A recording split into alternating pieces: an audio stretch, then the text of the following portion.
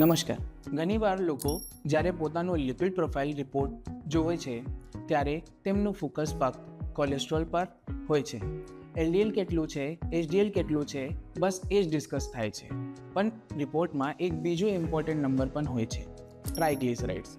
અને ઓનેસ્ટલી ઘણા લોકો એને ઇગ્નોર કરી દે છે. પણ જો ટ્રાયગ્લિસરાઇડ્સ કન્સિસ્ટન્ટલી હાઈ હોય તો આ સાયલેન્ટલી તમારા હાર્ટ, લીવર અને મેટાબોલિઝમને ડેમેજ કરી શકે છે.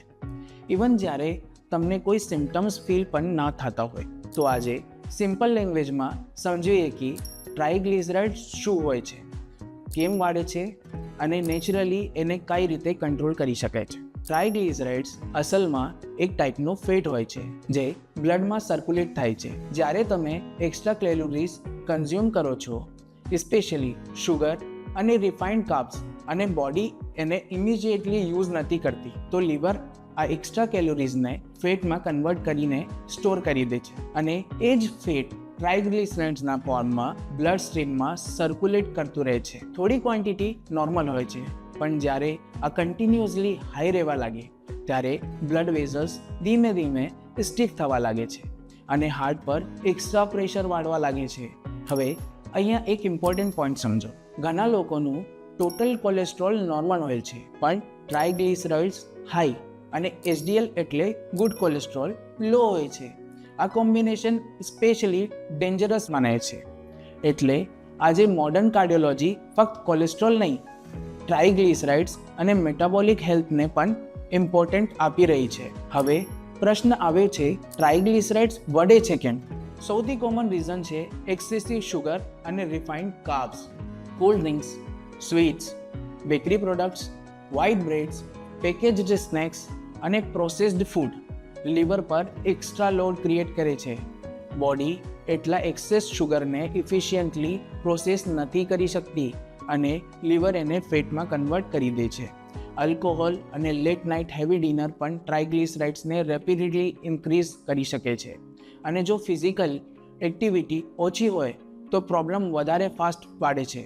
Insulin resistance, fatty liver, PCOS અને હાઇપોથાઇરોઇડિઝમ પણ ટ્રાયગ્લિસરાઇડ્સને સાયલેન્ટલી ઇન્ક્રીઝ કરી શકે છે. પ્રોબ્લેમ એ છે કે અર્લી સ્ટેજમાં સિમ્ટમ્સ ઓલમોસ્ટ એબસેન્ટ હોય છે, એટલે ડેન્જર અંદર થતું રહે છે. હવે સોલ્યુશન સમજો. ફક્ત મેડિસિન જ આન્સર નથી હોતી. સૌથી પહેલાં સ્ટેપ છે શુગર અને રિફાઇન્ડ કાર્બ્સને રિડ્યુસ કરવું. જો તમને તમારી પ્લેટમાં ફાઇબર, વેજીટેબલ્સ અને પ્રોટીન વધારો છો તો લીવર પરનું પ્રેશર ધીમે ધીમે ઓછું થવા લાગે છે. ડિનર હલકું અને ટાઇમલી હોવો જોઈએ. વોકિંગ અને રેગ્યુલર મૂવમેન્ટ પણ બહુ ઇમ્પોર્ટન્ટ છે. રોજ બ્રિસ્ક વોકિંગ, સાયકલિંગ કે લાઇટ યોગા મેટાબોલિઝમ અને ફેટ બ્રેકડાઉનને સપોર્ટ કરી શકે છે. આયુર્વેદ પણ એક્સેસિવ ફેટ એક્યુમ્યુલેશનને મેદો ધાતુ ઇમ્બેલેન્સ સાથે કનેક્ટ કરે છે.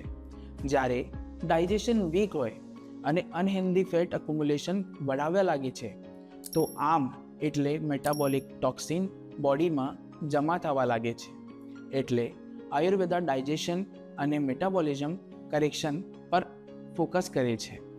આયુર્વેદિક હર્બ્સ જેમ કે ત્રિફલા, ગુગુલ અને અર્જુનની છાલ ટ્રેડિશનલી મેટાબોલિઝમ અને હાર્ટ સપોર્ટ માટે યુઝ થતા આવ્યા છે. માધવબાગમાં પણ metabolism correction, lifestyle management, yoga અને આયુર્વેદિક પ્રિન્સિપલને હાર્ટ હેલ્થ સપોર્ટનો ઇમ્પોર્ટન્ટ પાર્ટ માનાય છે. હવે એક પ્રેક્ટિકલ પોઈન્ટ સમજો. જો તમને હિડન હાર્ટ રેસ સમજ્યો હોય તો ખાલી ટોટલ કોલેસ્ટ્રોલ ન જો, ટ્રાયગ્લિસરાઇડ્સ અને એચડીએલ રેશિયો પણ ઇમ્પોર્ટન્ટ હોય છે. જનરલી હાઈ ટ્રાયગ્લિસરાઇડ્સ અને લો એચડીએલ મેટાબોલિક સ્ટ્રેસનું ઇન્ડિકેશન હોઈ શકે છે.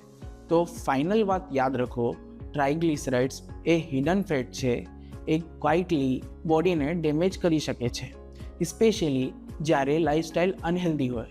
અગર તમને ટ્રાયગ્લિસરાઇડ્સ, ફેટી લીવર કે હાર્ટ હેલ્થ રિલેટેડ કોઈ પણ ડાઉટ હોય તો કમેન્ટ સેક્શનમાં જરૂર પૂછજો.